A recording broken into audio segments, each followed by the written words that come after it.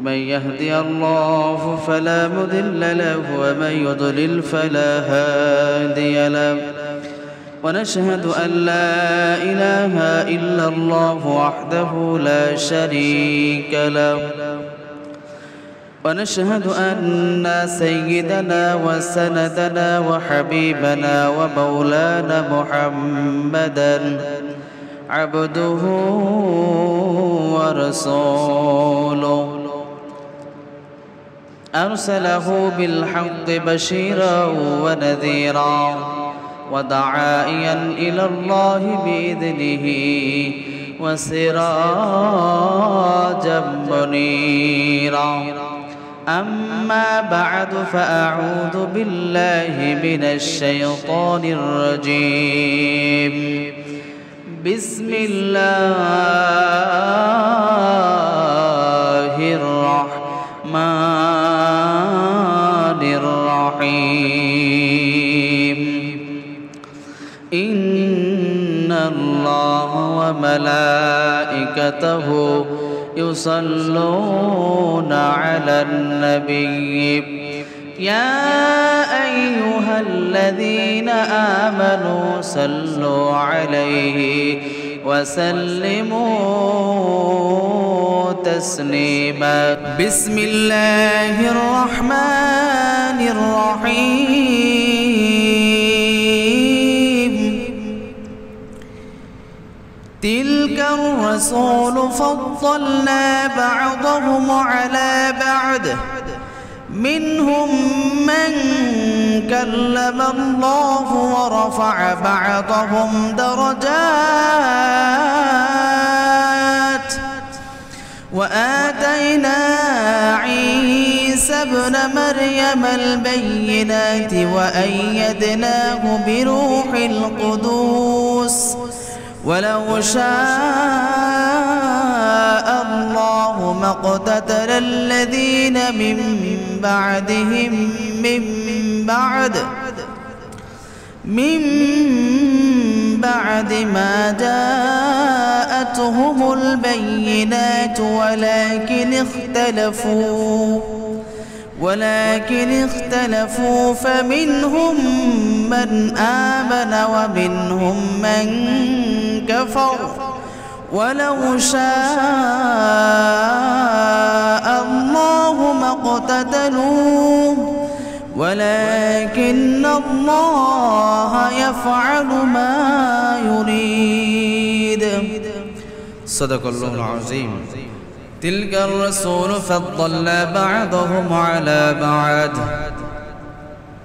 আল্লাহ রাব্বুল আলামিন আয়াতের মধ্যে বলতেছেন হযরত আদম আলাইহিস সালাতু ওয়াস সালাম থেকে শুরু করে মুহাম্মদ সাল্লাল্লাহু আলাইহি ওয়াসাল্লাম পর্যন্ত 1-2 লক্ষ লক্ষ পয়গম্বর দুনিয়ার বুকে প্রেরণ করলেন অসংখ্য নবী ও রাসূল আল্লাহ রাব্বুল আলামিন উম্মতের শিক্ষণীয় বিষয়ের জন্য শিক্ষণীয় গ্রহণ করার জন্য প্রত্যেক নবীর উম্মতকে দ্বীনের পথে আনার জন্য ইসলামের পথে আনার জন্য শিক্ষক স্বরূপ আল্লাহ রাব্বুল আলামিন বিভিন্ন সময় বিভিন্ন নবী ও রাসূলকে দুনিয়ার বুকে প্রেরণ করেন সেটা আল্লাহ বলতেছেন তিলকা রাসূল ফাদলনা বা'দুম আলা বা'দ হযরত আদম আলাইহিস সালাতু ওয়াস সালাম থেকে শুরু করে মুহাম্মদ সাল্লাল্লাহু আলাইহি ওয়াসাল্লাম পর্যন্ত আল্লাহ রাব্বুল আলামিন অসংখ্য নবী এবং রাসূল দুনিয়ার বুকে প্রেরণ করেন তবে হ্যাঁ সমস্ত রাসূল এবং নবীর মান এক সমান নয় আল্লাহ রাব্বুল আলামিন কোন কোন নবী এবং রাসূলকে সম্মানের দিক দিয়ে বিভিন্ন দিক দিয়ে কম বেশি করেছেন কাউকে এক দিক দিয়ে সম্মান বেশি দিয়েছেন আবার কাউকে অন্য দিক দিয়ে সম্মান বেশি দিয়েছেন এরপর আল্লাহ বলতেছেন কি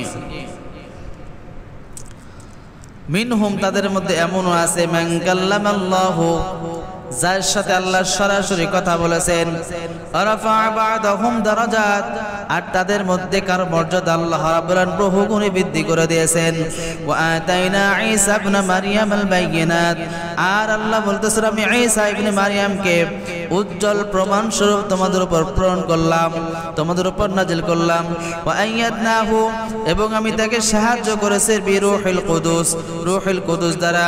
ওয়ালাউ শা আল্লাহু, আর আল্লাহ যদি ইচ্ছা করতেন, মাকাতালাল্লাযীনা মিন বা'দিহিম, তবে তাদের পরবর্তীগণ পরস্পর যুদ্ধ বিগ্রহ করত না, তার পরবর্তী যারা মানুষ ছিল কেউ যুদ্ধ করত না। মিন বা'দি মা জাআতহুমুল বায়িনাত,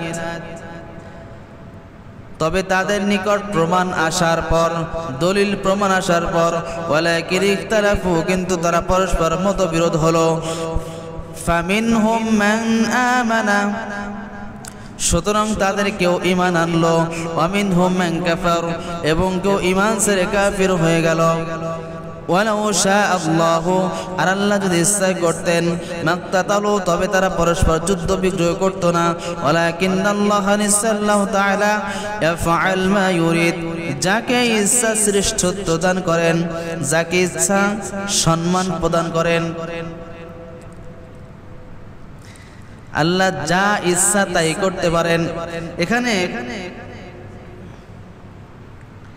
আল্লাহ প্রথমে কি বলছেন? আল্লাহ কিছু নবীকে, হযরত আদম আলাইহিস সালাতু ওয়াস সালাম থেকে শুরু করে মুহাম্মদ সাল্লাল্লাহু আলাইহি সাল্লাম পর্যন্ত এক এক নবীকে এক এক দিক দিয়ে আল্লাহ কি করছেন? সম্মানিত করেছেন, মর্যাদার দিক দিয়ে এক এক নবীকে এক এক দিক দিয়ে দাম দিয়েছেন। এরপর আল্লাহ কি বলতেছেন? এর মধ্যে হযরত ঈসা ইবনে মারইয়াম আলাইহিস সালাতু ওয়াস সালামকে আল্লাহ স্পেশাল উজ্জ্বল দৃষ্টান্ত হিসেবে মানব জমিনে প্রেরণ করেন। ওয়ালাউ শা, আল্লাহ যদি ইচ্ছা করতেন, মাক্তাতালাল্লাযীনা মিন বা'দিহিম, তবে তাদের পরবর্তী যারা যুদ্ধ করত, মারামারি করত, হানাহানি করত, রক্তপাত ঘটাতো, একে অপরকে খুন করত, এরা কেউ এগুলা করত না। ওয়ালাকিন ইখতালাফু, তাদের নিকট প্রমাণ আসছে যে এই নবী এই দিক দিয়ে আল্লাহ দাম দিয়েছেন, এই নবীকে আল্লাহ এরকম সম্মানিত করেছেন, এরকম স্পষ্ট প্রমাণ। কিছু কিছু নবীকে আল্লাহ অলৌকিক ঘটনা দ্বারা দুনিয়ার বুকে প্রেরণ করেছেন, স্পেশাল পাওয়ার দিয়ে। হ্যাঁ,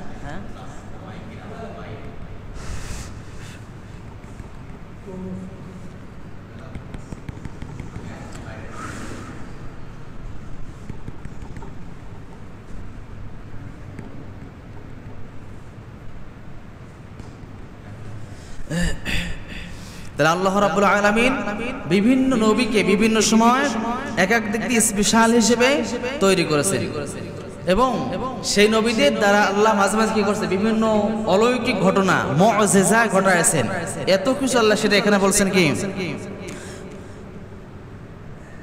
মিন বা'দি মা জাআতহুমুল বায়িনাত, আল্লাহ তাদের নিকট অসংখ্য প্রমাণ স্বরূপ দিয়েছে উম্মতের জন্য, যে দেখো এই নবীটা সত্য, এই নবীর যে ইসলাম বাণী দিচ্ছে এটা সত্য, তোমরা অবশ্যই ইসলাম গ্রহণ করো, এই নবীকে নবী হিসেবে মেনে নাও। আল্লাহ এত প্রমাণ দেওয়ার পর কি করতেছেন তারা? ফিহি ফামিনহুম মান আমানা, তাদের মধ্যে কিছু লোক ঈমান আনয়ন করছে।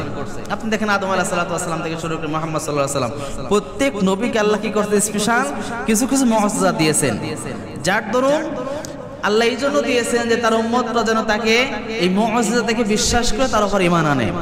কিন্তু এখানে আল্লাহ কি বলতেছেন? ফামিনহুম মান আমানা, কিন্তু সবাই ঈমান আনে না। মান আমানা, কিছু সংখ্যক লোক ঈমান আমান করেছে এই স্পেশাল মুআজিজাগুলো দেখে। ওয়া মিনহুম মান কাফার, এবং কিছু মানুষ যারা আগেও কাফির ছিল এবং পরবর্তী সময় কাফিরই থেকে যায়। ওয়ালাউ শা আল্লাহ, আর আল্লাহ যদি ইচ্ছা করতেন, মাক্তাতালা, তবে তারা কেউ পরস্পর যুদ্ধ করত না। ওয়ালাকিন্নাল্লাহ, কিন্তু আল্লাহ তাআলা ইয়াফআলু মা ইউরিদ, যা ইচ্ছা তাই করতে পারেন। আল্লাহ যা ইচ্ছা তাই করেন। এবার দেখেন আল্লাহকে বলছেন তিলকা রাসূলু ফাদ্দাল্লা বা'দুম আলা বা'দ, আল্লাহ রাব্বুল আলামিন কিছু কিছু সময় বিভিন্ন নবীকে বিভিন্ন দিক দিয়ে স্পেশাল পাওয়ার দিয়েছেন। যেমন আমরা যদি দেখি হযরত সুলাইমান আলাইহিস সালাতু ওয়াস সালামকে আল্লাহ স্পেশাল রাজত্ব দিয়েছিলেন, জিন জাতির উপর রাজত্ব করেছেন, মানুষের উপর রাজত্ব করেছেন, এত ক্ষমতা আল্লাহ তাকে দিয়েছিলেন। এই রাজত্বের দিক দিয়ে হযরত সুলাইমান আলাইহিস সালাতু ওয়াস সালামকে আল্লাহ শ্রেষ্ঠত্বে মর্যাদা দান করেছেন। আবার যদি হযরত আইয়ুব আলাইহিস সালাতু ওয়াস সালাম, এই আইয়ুব আলাইহিস সালাতু ওয়াস সালামকে 18 বছর তিনি কি করেছেন? অসুস্থ অবস্থায় গায়ের মধ্যে মধ্যে পোকা ধরে গেছে, জং ধরে গেছে, পোকামাকড় কামড় দিয়েছে, কিন্তু আল্লাহ এত ধৈর্যের দিক দিয়ে তাকে দিয়েছিলেন। 18 বছর পোকা ধরার পর একটা পরে বলে নাই, আল্লাহ আমাকে তুমি সুস্থতা দান করে দাও, আমি অসুস্থর মধ্যে ভুগতে সহ্য করতে পারতেছি না, একটা বারও বলে নাই। তাহলে ধৈর্যের দিক দিয়ে হযরত আইয়ুব আলাইহিস সালাতু ওয়াস সালামকে আল্লাহ রাব্বুল আলামিন শ্রেষ্ঠত্বের মর্যাদা দান করেছেন। ইউসুফ আলাইহিস সালাতু ওয়াস সালামকে আল্লাহ রাব্বুল আলামিন এত সৌন্দর্য দান করেছিলেন, এত সুন্দর চেহারা দান করেছিলেন, তার লোকেরা এমন লোক আছে তাকে দেখার জন্য, তাকে দেখতে গিয়ে হাতের আঙ্গুল পর্যন্ত কেটে ফেলেছে। লক্ষ লক্ষ নারীরা, হাজার হাজার নারীরা তার জন্য পাগল ছিল। এত সুন্দর চেহারা আল্লাহ তাকে দান করেছিলেন। চেহারার দিক দিয়ে হযরত ইউসুফ আলাইহিস সালাতু ওয়াস সালামকে আল্লাহ শ্রেষ্ঠত্ব দান করেছেন। মূসা আলাইহিস সালাতু ওয়াস সালামের দিকে যদি আমরা তাকাই, মূসা আলাইহিস সালাতু ওয়াস সালাম কোন নবী আল্লাহর সাথে সরাসরি কথা বলার সাহস পায় নাই, কথা বলতে পারে নাই, কিন্তু মূসা আলাইহিস সালাতু ওয়াস সালামকে আল্লাহ এমন স্পেশাল পাওয়ার দান করেছিলেন, মানে তুর পর্বতে যাওয়ার পর আল্লাহকে বলেন, আল্লাহ আপনাকে দেখতে চাই। আল্লাহ বললেন, না মূসা তুমি চাইলে আমাকে দেখতে পারবা না, না আল্লাহ দেখতে চাই। এক পর্যায়ে আল্লাহ তার সাথে দেখা দিয়েছিলেন, যেটা কোনো নবীকে আল্লাহ দেখা দেন নাই। আল্লাহ রাব্বুল আলামিন মূসা আলাইহিস সালাতু ওয়াস সালামকে আল্লাহর সাথে সাক্ষাতের জন্য স্পেশাল পাওয়ার দিয়ে দুনিয়ার বুকে প্রেরণ করেছিলেন। আবার দেখেন হযরত ইব্রাহিম আলাইহিস সালাতু ওয়াস সালাম এমন ধৈর্য আল্লাহ তাকে দান করেছিলেন, এমন নিয়ামত দান করেছিলেন, আল্লাহর প্রিয় বন্ধু স্বরূপ তাকে দুনিয়ার বুকে প্রেরণ করেছিলেন। এরকম এক এক করে যদি আমরা প্রত্যেক নবীর ইতিহাস তালাশ করি, প্রত্যেক নবীকে আল্লাহ রাব্বুল আলামিন বিভিন্ন সময় স্পেশাল এক এক দিক দিয়ে স্পেশাল হিসেবে তিনি তাকে তৈরি করেছেন। কিন্তু আমরা যদি দেখি হযরত মুহাম্মদ সাল্লাল্লাহু আলাইহি ওয়াসাল্লামের দিকে যদি তাকাই, আদম আলাইহিস সালাতু ওয়াস সালাম থেকে শুরু করে ঈসা রুহুল্লাহ পর্যন্ত লক্ষ লক্ষ পয়গম্বর দুনিয়াতে আসছিলেন। এক এক নবীকে আল্লাহ রাব্বুল আলামিন এক এক দিক দিয়ে সম্মানিত করেছেন, দামি করেছেন। কেউ বা দরজের দিক দিয়ে, কেউ বা সম্মানের দিক দিয়ে, কেউ বা মানে সম্পদের দিক দিয়ে, কেউ বা দেখা যায় আল্লাহর সাথে সৌজন্যের সাক্ষাতের দিক দিয়ে, কেউ বা চেহারার দিক দিয়ে, কেউ বা এমন দামি দামি আল্লাহ নিয়ামত দান করেছিলেন। কিন্তু আমাদের নবী বিশ্ব নবী জনাবে মুহাম্মদ রাসূলুল্লাহ সাল্লাল্লাহু আলাইহি সাল্লামকে এমন এমন স্পেশাল পাওয়ার দিয়েছিলেন। হযরত আদম আলাইহিস সালাতু ওয়াস সালাম থেকে শুরু করে ঈসা রুহুল্লাহ পর্যন্ত লক্ষ লক্ষ পয়গম্বরের মধ্যে যতগুলো স্পেশাল পাওয়ার ছিলেন, স্পেশাল নিয়ামত ছিলেন, সমস্ত নিয়ামতগুলো আমার নবী বিশ্ব নবী জনাবে মুহাম্মদ রাসূলুল্লাহ সাল্লাল্লাহু আলাইহি সাল্লামকে এককভাবে তাকে দান করেছিলেন। সুবহানাল্লাহ। মানে আদম আলাইহিস সালাতু ওয়াস সালাম থেকে শুরু করে ঈসা রুহুল্লাহ, ঈসা মুহাম্মদ সাল্লাল্লাহু আলাইহি সাল্লামের পূর্বে শেষ নবী হচ্ছে ঈসা আলাইহিস সালাতু ওয়াস সালাম। মানে ঈসার পরে 600 বছর কোনো নবী নাই। 600 বছর পর হযরত মুহাম্মদ সাল্লাল্লাহু আলাইহি সাল্লামকে আল্লাহ দুনিয়ার বুকে প্রেরণ করলেন। তার মানে মুহাম্মদ সাল্লাল্লাহু আলাইহি সাল্লামের আগের নবী কি ঈসা আলাইহিস সালাতু ওয়াস সালাম, আর প্রথম নবী হযরতে আদম আলাইহিস সালাতু ওয়াস সালাম। এই যে এই পর্যন্ত হযরতে আদম থেকে ঈসা রুহুল্লাহ পর্যন্ত লক্ষ লক্ষ পয়গম্বর আল্লাহ দুনিয়ার বুকে প্রেরণ করেছিলেন। এক এক নবীকে আল্লাহ এক এক দিক দিয়ে সম্মানিত করেছেন। সমস্ত নবীকে যত নিয়ামত দিকে সম্মানিত করেছেন, সমস্ত নিয়ামত আল্লাহ আমাদের নবীর মধ্যে এককভাবে দান করেছেন। সুবহানাল্লাহ। আপনি চেহারার দিকে তালাশ করেন, হযরতে ইউসুফ আলাইহিস সালাতু ওয়াস সালামের চাইতে হাজার গুণ চেহারা আমাদের নবীকে আল্লাহ দান করেছিলেন। ধৈর্যের দিক দিয়ে যদি তালাশ করেন, হযরতে আইয়ুব আলাইহিস সালাতু ওয়াস সালামকে যে ধৈর্য দিয়েছিলেন এর চাইতে হাজার গুণ ধৈর্য আমাদের নবী বিশ্ব নবীকে আল্লাহ দান করেছিলেন। আবার দেখেন আল্লাহর সাথে কথা বলার দিক দিয়ে যদি তালাশ করেন, মূসা আলাইহিস সালাতু ওয়াস সালামকে জমিনে আল্লাহ রাব্বুল তুর পর্বতে গিয়ে তার সাথে দেখা দিয়েছেন। আর আমাদের নবী বিশ্ব নবীকে আল্লাহ এমন স্পেশাল ভাবে তৈরি করেছেন, স্পেশাল নিয়ামত দান করেছেন। আল্লাহর নবীকে হযরতে আদম আলাইহিস হযরতে মূসা আলাইহিস সালাতু ওয়াস সালাম সাথে দুনিয়া দেখা দিয়েছেন। আর আমাদের নবী বিশ্ব নবী হযরত মুহাম্মদ সাল্লাল্লাহু আলাইহি সাল্লামকে আল্লাহ এত স্পেশাল ভালোবেসেছেন, আল্লাহ সরাসরি দাওয়াত দিয়ে তার নিজের বাড়িতে নিয়ে তার সাথে দেখা দিয়েছেন। সুবহানাল্লাহ। আপনি সব দিক দিয়ে তালাশ করেন, সমস্ত নবীকে স্পেশাল ভাবে যত নিয়ামত দান করেছেন আল্লাহ রাব্বুল আলামিন, আর সব নিয়ামত এককভাবে আমাদের নবীকে আল্লাহ দান করেছিলেন। এই জন্য নবী বলেন সাহাবীরা বসে আছে, নবী সাল্লাল্লাহু আলাইহি সাল্লাম তার পাশ দিয়ে যাচ্ছেন, সাহাবীরা আলোচনা করতেছেন, কেউ কেউ বলতেছেন হযরত আদম আলাইহিস সালাতু ওয়াস সালামকে আল্লাহ বিশাল পাওয়ার দান করেছিলেন, মুসা আলাইহিস সালাতু ওয়াস সালামকে আল্লাহ সরাসরি সাক্ষাৎ করেছিলেন। এরকম সমস্ত নবীর গুণগানগুলো সাহাবায়ে কেরাম আলোচনা করতেছেন। পাশ দিয়ে রাসূল আকরাম সাল্লাল্লাহু আলাইহি সাল্লাম যাচ্ছেন, যাইতে যাওয়ার সময় দেখে সাহাবীরা অনেকগুলা সাহাবীরা আলোচনা করতেছেন। রাসূল সাল্লাল্লাহু আলাইহি সাল্লাম পাশে দাঁড়ালেন, দাঁড়া বলছেন, হ্যাঁ তোমরা যেই নবী যেই প্রশংসা করছো সবগুলো ঠিক আছে, তবে তোমরা কি জানো আমি নবীকে আল্লাহ কেমন সম্মানিত করেছেন? রাসূল সাল্লাল্লাহু আলাইহি সাল্লাম বলেন, ইল্লা ওয়া আনা হাবিবুল্লাহ, তোমাদের অন্য নবীর সময় যত নিয়ামত তোমরা শুনেছো, যত ভালোবাসার কিচ্ছা কাহিনী শুনেছো, যত স্পেশাল পাওয়ার শুনেছো, আর আমি নবী স্পেশাল পাওয়ার হচ্ছে আমি আল্লাহর সবচেয়ে কাছের বন্ধু। সুবহানাল্লাহ। এরপরে কে বলছেন ওয়ালা ফাকরা, ওয়ালা ফাকরা, তবে এইটা গর্বের বিষয় না যে আমাকে আল্লাহ রাব্বুল আলামিন হাবিবুল্লাহ করে দুনিয়ার বুকে প্রেরণ করেছেন। ওয়ালা ফাকরা, এটা কোনো গর্বের বিষয় না। ও সাহাবায়ে কিরাম তোমরা কি জানো আল্লাহ রাব্বুল আলামিন আমাকে কেমন স্পেশাল পাওয়ার দান করেছিলেন? আল্লাহ রাব্বুল আলামিন আমাকে এক শাহাদাত আঙ্গুলের ভরে আকাশের দিকে দেওয়ার কারণে চাঁদ দ্বিখণ্ডিত হয়েছিল। এটা স্পেশাল পর আল্লাহকে দান করেছেন ওয়ালা ফাকরা, তবে এটা আমার জন্য কোনো গর্বের বিষয় না। আল্লাহ রাব্বুল আলামিন আমাকে জান্নাতে যারা যাবে আমার অনুমতি ছাড়া কেউ জান্নাতে যেতে পারবে না, ওয়ালা ফাকরা, এটা আমার জন্য গর্বের বিষয় না। তবে আল্লাহ আমাকে নিয়ামত দান করেছিলেন। চেহারার দিক দিয়ে আল্লাহ রাব্বুল আলামিন পৃথিবীর সমস্ত মানুষের চাইতে শ্রেষ্ঠতম চেহারা দান করেছিলেন। ওয়ালা ফাকরা, এটা আমার জন্য গর্বের বিষয় না। তোমরা কি জানো আমার অনুমতি ছাড়া কেউ জান্নাতে যেতে পারবে না। আমি শুধু জান্নাতে যাওয়ার জন্য সুপারিশ যাকে করব সেই জান্নাতে চলে যেতে পারবে। ওয়ালা ফাকরা, এটা আমার জন্য গর্বের বিষয় না। শুধু তাই না, যে কোনো স্থানে আমি যাকে যেই অবস্থায় যদি সুপারিশ করি আল্লাহ সেই সুপারিশটা মেনে নেবে এবং তাকে সেই স্থানে দান করবে। ওয়ালা ফাকরা, এটা আমার জন্য গর্বের বিষয় না। এরকম করে রাসূল সাল্লাল্লাহু আলাইহি সাল্লাম এক এক করে তার স্পেশাল মুজিজাগুলো মানুষের কাছে সাহাবায়ে কেরামের কাছে বর্ণনা করছেন, কিন্তু প্রত্যেকটা বর্ণনা শেষে বলছেন ওয়ালা ফাকরা, এটা আমার জন্য গর্বের কোনো বিষয় না। কিসের বিষয় না? তাহলে আল্লাহ রাব্বুল আলামিন শ্রেষ্ঠ নবী দান করলেন মুহাম্মদ সাল্লাল্লাহু আলাইহি সাল্লামকে, এটা তার জন্য গর্বের বিষয় না। সমস্ত নবীদের সরদার করে তাকে প্রেরণ করলেন। ওয়ালা ফাকরা, এটা তার জন্য গর্বের বিষয় না। জান্নাতে যাওয়ার জন্য তার অনুমতি ছাড়া কেউ জান্নাতে যেতে পারবে না, এটাও তার জন্য গর্বের বিষয় না। এবং সর্বপ্রথম রাসূল সাল্লাল্লাহু আলাইহি সাল্লামকে জান্নাত উদ্বোধন করবেন, এটাও তার জন্য গর্বের কোনো বিষয় না। এত দামি নিয়ামত দান করার পর রাসূল বলেন ওয়ালা ফাকরা, এটা আমার জন্য গর্বের বিষয় না। আর আমরা কেমন সলিমুদ্দি হয়েছি, 2 টাকার মালিক হইলে পায়ের তলে থেকে মাটি মানে পা মাটিতেই পড়ে না, আছে কিনা বলেন? রাসূল সাল্লাল্লাহু আলাইহি সাল্লাম আমাদের হচ্ছে আইডল, আমাদের নেতা, আমাদের নবী। সেই নবী আমাদের কি শিক্ষা দিলেন আর আমরা উম্মত দাবি করে কি শিক্ষা গ্রহণ করতেছি?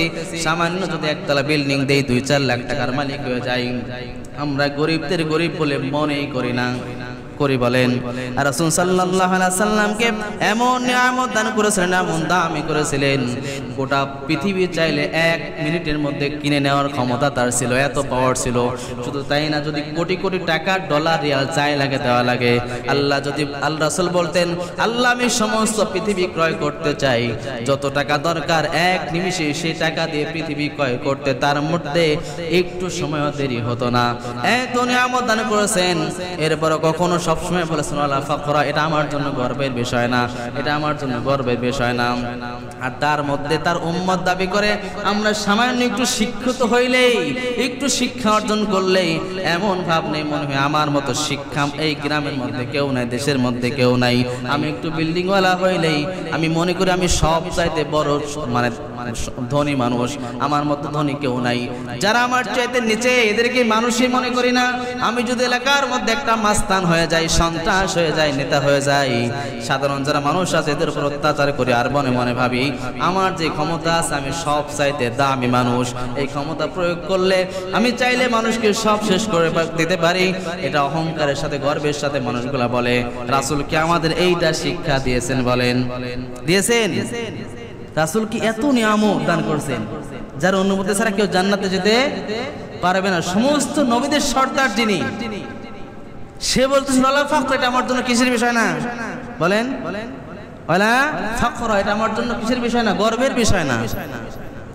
সব সময় প্রতিটা ক্ষেত্রে বলতেছে এটা আমার জন্য কিসের বিষয় না?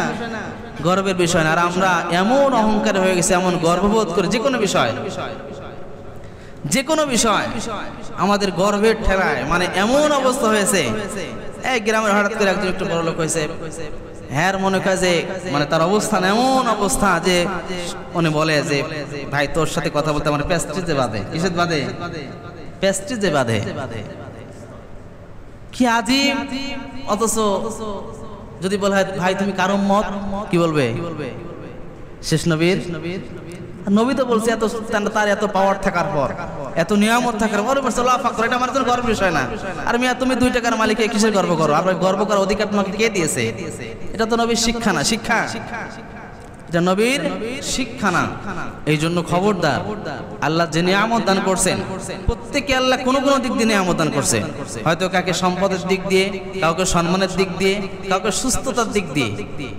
এমন লোক আছে দেখেন কোটি কোটি টাকার মালিক, টাকার অভাব নাই কিন্তু খাইতে পারে না।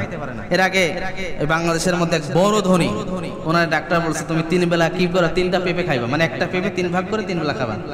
তো উনি পেঁপে খায়, আর ওনার যে কর্মচারী আছে এরা গোস্ত দিয়ে ভাত খায়। ইনি আফসোস করে হায় আমি এত টাকার মালিক হয়েছি, আমি খাই পেঁপে, একটা পেঁপে 3 ভাগ করে 3 বেলা খাই, আর আমার মুরিদরা বা আমার যারা কর্মচারী কাজ করে খায় এরা গোস্ত দিয়ে ভাত খায়। এর চাইতে কষ্টের আর কি হতে পারে? তো আমাকে আল্লাহ সুস্থতা নামক নিয়ামত দান করছে, এটা প্রশংসা করার করবো কার জন্য? আল্লাহ প্রশংসা, আল্লাহ আমাকে দান করছে। এটা গর্বের বিষয় না, এটা প্রশংসার বিষয়। আল্লাহ আমাকে সম্পদশালী করেছেন, এটা গর্বের বিষয় না, প্রশংসার বিষয় যে আল্লাহ আমাকে দান করছে। এই দানের মানে জন্য আমাদের কি করা উচিত? সেজদায় মাথা নুয়ে দেওয়া উচিত। আল্লাহ আমাকে সম্পদশালী করেছেন, আল্লাহ আমাকে সুস্থ রেখেছেন। এটা ডাক্তারের কোনো কারিশমা নাই। হ্যাঁ এমবিবিএস ডাক্তার, বিদেশি কোন ডাক্তারের কোনো কারিশমা নাই। আল্লাহ আমাকে নিয়ামত দান করছে, অথবা এটা আমার গর্বের বিষয় না, বরং শুকরিয়া আদায় করার বিষয় যে আল্লাহ আমাকে সুস্থতা নামক নিয়ামত দান করছে। আমার চেহারা আল্লাহ সুন্দর দান করছেন, চেহারা অমায়িক চেহারা আল্লাহ দান করছেন, এটা গর্বের বিষয় না, বরং শুকরিয়া আদায় করেন যে আল্লাহ রাব্বুল আমাকে সুন্দর চেহারা দান করেছে। বরং এর ফজিলত হিসেবে আল্লাহর দরবারে 2 রাকাত নামাজ আদায় করে সেজদায় লুটিয়ে পড়া উচিত যে আল্লাহ আমাকে সুন্দর চেহারা দান করেছে, আল্লাহ আমাকে সম্পদশালী করেছে, ব্যবসায়িক বড় ব্যবসায় বানিয়েছে। অহংকারের বিষয় না, গর্ববোধের বিষয় না, শুকরিয়া আদায় করা দরকার। আল্লাহ মানুষকে মানুষের মধ্যে হতে আমাকে বাছাই করে সবচাইতে বড় ব্যবসায় বানিয়েছে। শুকরিয়া তার, কার শুকরিয়া? এইটা করা লাগবে। এইটা হচ্ছে উম্মতে মুহাম্মাদের কাজ। কার কাজ? উম্মতে মুহাম্মাদের কাজ। আর যদি আপনি বলেন মনে করেন একটা মানে টাকাওয়ালা হয়েছেন, আমার সেই হারাম, আপনার মনে করেন একটা পদ পেয়েছেন, মানে আপনি সাধারণ একটা মনে চেয়ারম্যান বা মেম্বার পদ পাইছেন, সেই হারাম আপনার, এটা কোনোদিন উম্মতে মুহাম্মাদ হতেই পারে না। রাসূল এই শিক্ষা একটা দিনের জন্য, একটা সেকেন্ডের জন্য দেন নাই। এই জন্য আমাদের সব সময় নিজেকে ছোট মনে করা লাগবে। আমরা যদি নিজেকে ছোট মনে করি, আমাদেরকে বড় করে দিবেন কে? সবাই বলেন। একটা কথা আছে, নিজেকে ছোট মনে সে ছোট না, সবাই যাকে বড় বলে সেই বড় হয়, এই ধরনের একটা প্রবাদ আছে। এই জন্য খবরদার, আপনাকে আল্লাহ এক এক দিক দিয়ে স্পেশাল নিয়ামত দান করেছে। কাউকে ধনী করেছে, কাউকে চাকরিজীবী করেছে, কাউকে ব্যবসায়িক বড় ব্যবসায়ী বানিয়েছে, কাউকে সম্পদশালী বানিয়েছে, কাউকে বিল্ডিং করার তৌফিক দান, কাউকে আল্লাহ ক্ষমতা দান করেছে। সব নিয়ামত এক একজনকে এক এক ভাবে দান করেছে। এটা খবরদার গর্বের কোনো বিষয় না, এটা শুকরিয়া আদায় বিষয়। আল্লাহ দান করেছে, এই জন্য আল্লাহর দরবারে নুটিয়ে পড়া দরকার, আল্লাহর দরবারে সেজদায় মাথা নুটিয়ে পড়া দরকার। আল্লাহ আমাকে এই নিয়ামত দান করেছে, শুকরিয়া একমাত্র তার। খবরদার এখানে অহংকার করলে আপনার দুনিয়াও শেষ, আখিরাত যিনি বরবাদ করে দিবেন তিনি কে? এবার দেখেন আল্লাহ কি বলতেছেন,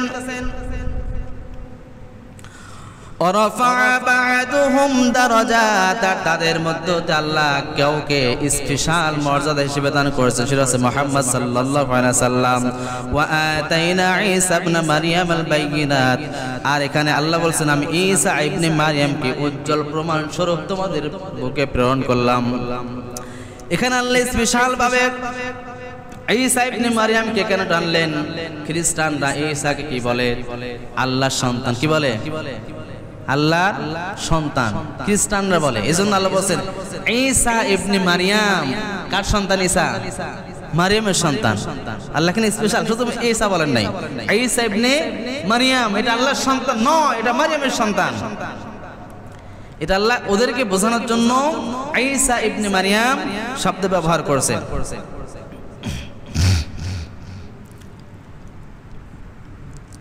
ওয়া আইয়াদনাহু, আর আমি তাকে সাহায্য করেছি বিরূহুল কুদুস, রূহুল কুদুস দ্বারা। ওয়ালাউ শাআল্লাহ, আর আল্লাহ যদি ইচ্ছা করতেন মাক্তাতালাল্লাযিনা মিন বা'দিহিম, আল্লাহ যদি ইচ্ছা করতেন আমরা যে যুদ্ধ বিগ্রহ করে মারামারি করে কাটাকাটি করে খুন খারাপি করে, এইটা আল্লাহ যদি ইচ্ছা করতেন কেউ করতো না। আল্লাহ যদি ইচ্ছা করতেন কেউ করতো না। এবার আল্লাহ কি বলছেন দেখেন, মিন বা'দি মা জাআতহুমুল বায়িনাত, আল্লাহ তাদেরকে বোঝানোর জন্য প্রমাণ স্বরূপ অনেক নিয়ামত দান করেছে। যেমন মুহাম্মদ সাল্লাল্লাহু আলাইহি সাল্লামকে কাফিররা বলল, হে মুহাম্মদ তুমি যদি চাঁদকে দ্বিখণ্ডিত করে দেখাতে পারো আমরা সবাই তোমার উম্মত হয়ে যাব, আল্লাহর গোলাম হয়ে যাব, দেখাও। মুহাম্মদ সাল্লাল্লাহু আলাইহি সাল্লাম এই চাঁদ দ্বিখণ্ডিত করার পর ওরা বলে দেখ দেখ মুহাম্মদ কত বড় জাদুকর। মানুষের জাদুকর দুনিয়ায় থাকে, দুনিয়ার মধ্যে সীমাবদ্ধ জাদু করে, আর মুহাম্মদের জাদু এত লম্বা আসমান পর্যন্ত চলে যায়। নাউজুবিল্লাহ। এজন্য আল্লাহ কি বলতে দেখেন,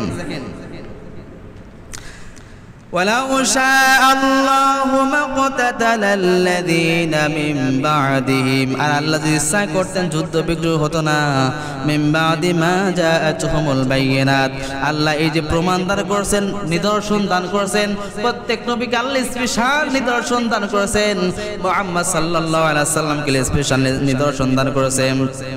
আপনি যতগুলো নবী দেখেন আদম আলাইহিস সালাতু ওয়াস সালাম থেকে শুরু করে মুহাম্মদ সাল্লাল্লাহু আলাইহি সাল্লাম পর্যন্ত সমস্ত নবীকে স্পেশাল কিছু মুজিজা দান করেছেন। এখন যদি সব মুজিজা বলতে যাই অনেক সময় ব্যাপার, যাই হোক এতটুকু মাথায় রাখেন প্রত্যেক নবীকে আল্লাহ স্পেশাল মুজিজা দান করেছেন মানুষকে বোঝানোর জন্য। কিসের জন্য? বোঝানোর জন্য, যদি বান্দা বোঝ আল্লাহ একজন আছে, আল্লাহ প্রমাণ স্বরূপ এইরকম স্পেশাল মুজিজা দান করেছে। যেই মুজিজা সমস্ত জাদুকর, বৈজ্ঞানিক, ডাক্তার, সায়েন্টিফিক সবাই একত্রিতবদ্ধ হয়ে কখনো মুজিজা দুনিয়ার বুকে দেখাতে পারবে না। এরকম অলৌকিক মুজিজা শুধু নবীদের দ্বারাই আল্লাহ দেখাছেন, যেটা সমস্ত পৃথিবীর মানুষ একত্রিত হইলেও করা সম্ভব। সম্ভব? কোনোদিন সম্ভব না। এবার আল্লাহ কি বলছেন দেখেন, ওয়ালাকিন ইখতালাফু, কিন্তু তারা পরস্পর মতবিরোধ হইল, তারা মানতে চাইল না। আল্লাহ নবীদের মাধ্যমে মুজিজা দিলেন, এরা মানতে চায় না। যেমন ওই যে বললাম চাঁদ দ্বিখণ্ডিত করা হলো, ওরা বলল আয় নবী যদি দ্বিখণ্ডিত করে দেখা যাবে না আমরা আপনার উম্মত হব। যখন দেখাইলো আর মতবিরোধ তৈরি হলো। কি তৈরি হলো? মতবিরোধ। ওরাও আগে বলল কি যদি মুহাম্মদ দ্বিখণ্ডিত করতে পারে আমরা সবাই তার উম্মত হব। যেই দেখালো তখন কি হলো? মতবিরোধ তৈরি। এখানে আল্লাহ কি বলছেন দেখেন, ফামিনহুম মান আমানা, এদের মধ্যে হতে কিছু মানুষ এইটা দেখি ঈমান আনা করলো। যারা ঈমান আনা করলো এরা দুনিয়াও ভাগ্যবান, আখিরাতেও ভাগ্যবান। এবার ওয়ালাউ ওয়ামিনহুম মান কাফার, আর কিছু যারা কাফির ছিল এটা দেখার পর যারা বলতে লাগলো মুহাম্মদ জাদুকর, তারা হচ্ছে কাফির, আগেও ছিল, কাফির থেকে গেল। অলৌকিক মুজিজা আসার পরে এদের মধ্যে কোনো পরিবর্তন আসলো না। আমাদের মধ্যে এমন মানুষ আছে দেখেন, আপনি তালাশ করেন, আল্লাহ এত দামি দামি নিয়ামত দান করেছেন, কোরআনের বাণী সমাজের মানুষ আলেমরা কোরআনের সুন্দর সুন্দর কথা বলে, এত সুন্দর সুন্দর বাণী কোরআন নামক নিয়ামত আপনাকে আমাকে দান করেছে। এই নিয়ামত দান করার পর আমরা কোরআন পড়ি কিন্তু অন্তরটা খুলে যায় না।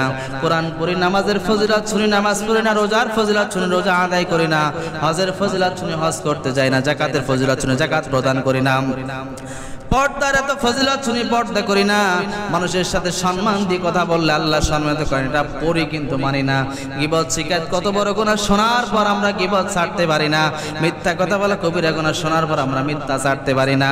আমরা ওই লেভেলের মানুষ যারা কি করছে, আল্লাহ নিদর্শন দেওয়ার পর যারা ঈমান আনা করছে, আমরা যদি মিথ্যা কথা মারাত্মক গুনাহ শোনার পর যদি মিথ্যা ছাড়তে না পারি, নামাজ বাদ দিয়ে মারাত্মক গুনাহ জানার পর যদি নামাজ না আদায় করি, রোজা মারাত্মক, রোজা বাদ দিয়ে মারাত্মক গুনাহের কাজ শোনার পর যদি রোজা না আদায় করি, গীবত শিকার মারাত্মক গুনাহের কাজ শোনার পর যদি আমরা গীবত না ছাড়ি, মিথ্যা কথা বলা মারাত্মক কবিরা গুনাহ শোনার পর যদি মিথ্যা কথা না শুনি, তাহলে আল্লাহ এখানে আমাদের সাথে আয়াতে মিলে যায় ফামিনহুম মান আমানা, যারা ঈমান আছে এদের কাছে আমরা পড়লাম না। এবার ওয়ামিনহুম মান কাফার, কিছু মানুষ আছে আগেও নিদর্শন শোনার পূর্বেও যেমন ছিল, নিদর্শন শোনার পরও তেমন আছে। নামাজের ফজিলত শোনার পূর্বেও যেমন নামাজ পড়তো না, নামাজের ফজিলত শোনার পরও বান্দা নামাজ পড়ে না। রোজার ফজিলত এবং রোজার ক্ষতিকর দিক জানার আগেও বান্দা নামাজ পড়তো না। রোজার ফজিলত এবং রোজার মানে উপকারিতা এবং অপকারিতা, রোজার ফজিলত এবং রোজা না রাখার যে ক্ষতিকর, এটা জানার পর বান্দা রোজা আগেও রোজা রাখতো না, পরও রোজা রাখে না। গীবত শিকায়ত মারাত্মক গুনাহের কাজ, এমন গুনাহের কাজ জানার পর বান্দা আর না জানার পরও বান্দা গীবত করতো, জানার পরও গীবত ছাড়ে না। মিথ্যা কথা মারাত্মক কবিরা গুনাহ, বান্দা জানার পূর্বেও মিথ্যা কথা বলতো, জানার পরও মিথ্যা কথা বলে। তার মানে আগে সে কাফির ছিল, আগে সে ইসলাম বিরোধী ছিল, আল্লাহর আইন মানতো না। আবার বুঝ আসার পর, ইসলামিক জ্ঞান আসার পরও যারা শুনতে চায় না, আমান কাফারা, এরাও কাফিরদের কাতারে অন্তর্ভুক্ত হয়ে যাবে। নাউজুবিল্লাহ। এরা কি? আমরা বলেন তো, এই যে আমাদের গ্রামে তালাশ করেন আপনি, যারা নামাজ পড়া নাই, এদেরকে আপনি বলেন তো ভাই নামাজ পড়া ভালো কাজ না খারাপ কাজ, কি বলবে? যদি বলেন ভাই নামাজ না পড়লে কি শাস্তি জানে না আমার গ্রামে কেউ, আপনি তালাশ করেন যারা নামাজ পড়ে না, জুমার দিনও যারা আসে না, এদেরকে আজকে কি বলবেন নামাজ পড়ে ভাই নামাজ না পড়লে কোন তো কি ক্ষতি হয়? যদি না বলতে পারে আমার কাছে বুঝে নিয়ে বলবেন যে ভাই মিথ্যা কথা বলা ভালো কাজ না খারাপ কাজ, যারা মিথ্যা কথা মানে বলে আজকে যাই জিজ্ঞাসা করবেন। যদি না বলতে পারে আমার কাছে বলেন যে জানে না, সবাই জানে, সবাই জানে যে মিথ্যা কথা অন্যায় কাজ, অন্যের জমির ফসল নষ্ট করা গুনাহের কাজ, এটা জানে না। মোগ্রামে এমন কেউ আছে, পাগলও যদি জিজ্ঞাসা করেন যে অন্যের ফসল নষ্ট করা কি, সেও বলবে এটা মারাত্মক গুনাহের কাজ। তো জানতেছি, পালন করতেছি না, তাহলে আমার মধ্যে কাফের মধ্যে পার্থক্য কোথায়? এটা বললেই তো বলবেন যে কি কত পার্থক্য হয়ে গেল। এজন্য সাবধান, সাবধান হওয়া দরকার আছে কিনা বলেন? সবাই বলেন। দুনিয়া কয়দিন? আজ আছি কাল নাই। অতএব যতটুকু জানি এতটুকু মানার চেষ্টা করি। মনে করতেছেন আজকে আমাকে জুমার এখানে বয়ান করতেছি, এটা এমনি এমনি আসে নাই। এই সিস্টেমটা কার তৈরি? কাদের জন্য? সাধারণ মানুষের শিক্ষার জন্য। এখানে আমি না হলে অন্য কেউ আসবেই। সিস্টেম আল্লাহ তাআলা করে দিয়েছেন।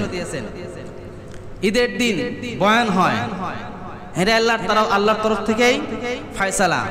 ওয়াজের মাঠে বয়ান হয়, এটাও আল্লাহর তরফ থেকেই ফয়সালা। এখন তো মনে করেন মোবাইল ওয়াজ পাওয়া যায় না, এটাকে আল্লাহর বুদ্ধি ছাড়া হয়েছে? এই বুদ্ধি দিয়েছেন কে? যে বান্দা ঘরে বসেও যাতে ইসলামের বাণী শুনতে পারে এবং আমল করতে পারে, এটা আল্লাহর তরফ থেকেই ফয়সালা। অতএব সব জানতেছি মানতেছি না, হিসাব কিন্তু কঠিন হয়ে যাবে। এবার আল্লাহ কি বলছেন দেখে শেষ করে দেবো।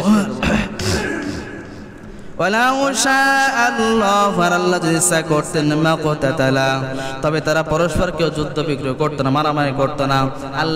আল্লাহ যদি চাইতেন সবাই জাহান্নামে চলে যাক, পারতেন কিনা বলেন?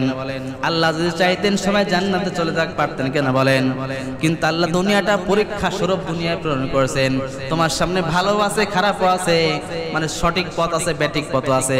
তোমার বোঝার শক্তি আছে যে এটা সঠিক পথ, এটা ব্যাঠিক পথ, এটা জায়েজ, এটা না জায়েজ, এইটা হালাল, এইটা হারাম, এইটা সওয়াব, এইটা গুনাহের কাজ, সব বোঝার আল্লাহ ব্রেন তোমাকে আমাকে দান করছে।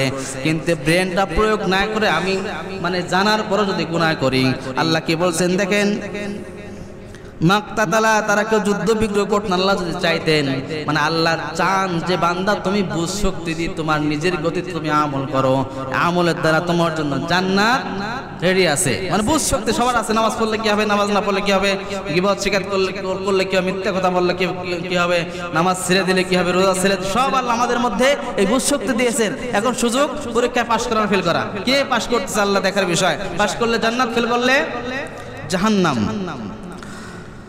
ولكن الله يفعل ما يريد, কিন্তু আল্লাহ তাআলা যা ইচ্ছা তাই করতে পারে। আল্লাহ যা ইচ্ছা তাই করতে পারে। অতএব আল্লাহ চাইলে সব করতে পারে, কিন্তু আমাদেরকে সুযোগ দিয়েছেন।